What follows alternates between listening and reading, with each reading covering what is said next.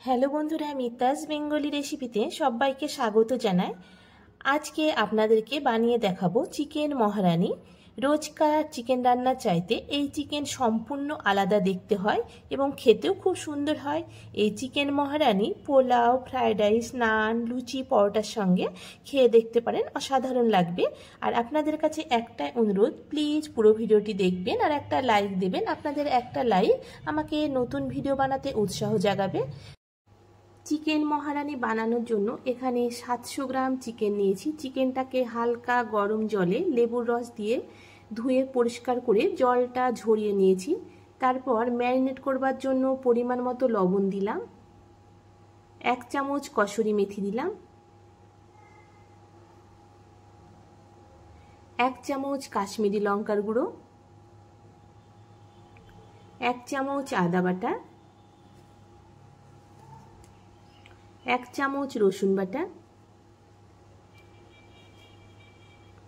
আর 4 চামচ ফ্যাটানো টক দই দিলাম। তারপর চিকেনটাকে ভালো করে ম্যারিনেট করে নেব। ম্যারিনেট করে এখানে আমি 1 ঘন্টা নর্মাল ফ্রিজে রেখে দেব। আপনাদের হাতে সময় কম থাকলে আধা ঘন্টায় ম্যারিনেট করে রাখবেন। এখানে আমি 1 ঘন্টা পর চিকেনটা রান্না করব। এখানে কিছু মশলা বেটে নেব। কয়েকটা কাঁচা লঙ্কা নিয়েছি, 1 ইঞ্চি আদা আর 8-9 কোয়া মতো রসুন নিয়েছি।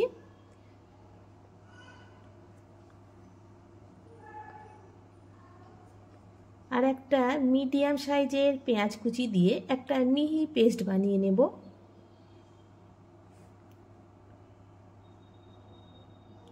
আর আমার চ্যানেলে যে সকল বন্ধুরা অলরেডি সাবস্ক্রাইব করেছেন সে সকল বন্ধুদের অসংখ্য ধন্যবাদ জানাই। নতুন বন্ধুদেরকে সাবস্ক্রাইব করার অনুরোধ রইল। দেখুন, কাঁচা লঙ্কা আদা রসুন পেস্ট বানিয়ে নিয়েছি। এখানে 8টা কাঠবাদাম ও 10-12টা কাজু বাদাম নিয়েছি।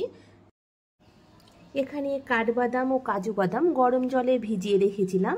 আর কাঠবাদামের খোসা গরম জলে ভিজিয়ে রাখলে খুব সুন্দরভাবে উঠে যাবে। এরপর 1/2 কাপ দুধ দিয়ে একটা মিহি পেস্ট বানিয়ে নেব। এদিকে 1 ঘন্টা চিকেন ম্যারিনেট করে রেখেছিলাম। রান্নার জন্য কড়াইতে এখানে আমি সাদা তেল দিলাম। তেল গরম হয়ে গেছে। এরপর 3টে মিডিয়াম সাইজের পেঁয়াজ দিয়ে পেঁয়াজটা হালকা করে ভেজে নেব। দেখুন, হালকা করে ভেজে নিয়েছি। এরপর বেটে রাখা পেঁয়াজ, লঙ্কা, আদা রসুন বাটা দিলাম। গ্যাসের ফ্লেমটা মিডিয়ামে করে মিনিট 5 সময় নিয়ে কষিয়ে নিয়েছি। দেখুন, কষানো হয়ে গেছে। এরপর ম্যারিনেট করে রাখা চিকেন দিয়ে দিলাম। চিকেন দেবার পর মিডিয়াম হিটে চিকেনটা ভালো করে কষিয়ে নেব। যেহেতু 1 ঘন্টা দই দিয়ে ম্যারিনেট করে রেখেছিলাম, চিকেন খুব তাড়াতাড়ি সেদ্ধ হয়ে যাবে।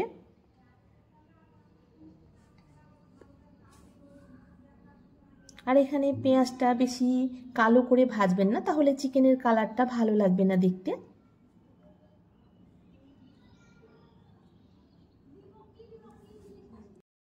এরপর ঢাকা দিয়ে চিকেনটাকে কষিয়ে নেব। মাঝে মাঝে আমি ঢাকনাটা খুলে নাড়াচাড়া করে দেব। গ্যাসের ফ্লেমটা মিডিয়াম টু লোয়ে রেখেছি। দেখুন, চিকেন থেকে অনেকটা জল ছাড়তে শুরু করেছে। এই চিকেন রান্নাতে আলাদা করে কোনো জল দিতে হবে না। দই থেকে যে জলটা বেরোবে তাতে চিকেনটা সেদ্ধ হয়ে যাবে।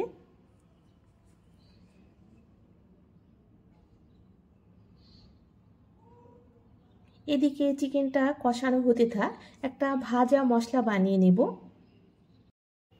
এরপর একটা ভাজা মশলা বানিয়ে নেব। এখানে একটা ফ্রাই প্যান ভালো করে গরম করে নিয়েছি। তারপর গ্যাসের ফ্লেমটা লো করে দিলাম। তারপর 1 চামচ গোটা মৌরি, 1 চামচ গোটা ধনে, 1 চামচ গোটা জিরে। এরপর মিডিয়াম টু লো হিটে এখানে মৌরি, ধনে ও জিরেটা ড্রাই রোস্ট করে নেব। বেশি লাল করে ভাজলে এখানে জিরে, ধনে ও মৌরির ফ্লেভারটা ভালো লাগবে না। হালকা গরম করে নিয়ে গ্যাসটা বন্ধ করে দেব। দেখুন, ভাজা হয়ে গেছে। এরপর গুঁড়ো করে নেব।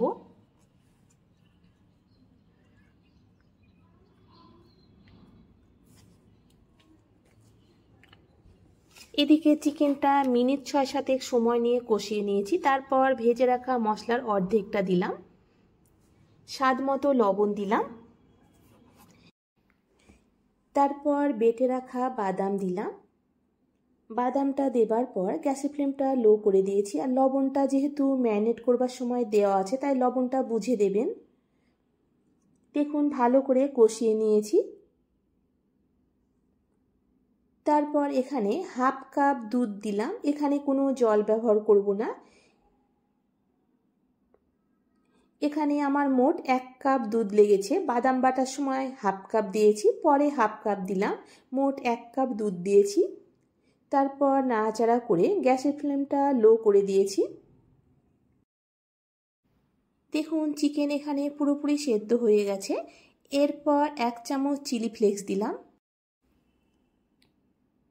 বাকি যে ভাজা মশলার অর্ধেকটা ছিল সেই ভাজা মশলাটা দিলাম, 1 চামচ কসুরি মেথি। তারপর ভালো করে নাড়াচাড়া করে 2 মিনিট লো হিটে ঢাকা দিয়ে রাখবো। তারপর গ্যাসটা বন্ধ করে দেব। আর এই চিকেন মহারানি একটু মাখো মাখো করে রান্না করতে হয়, বেশি ঝোল হলে খেতে ভালো লাগবে না।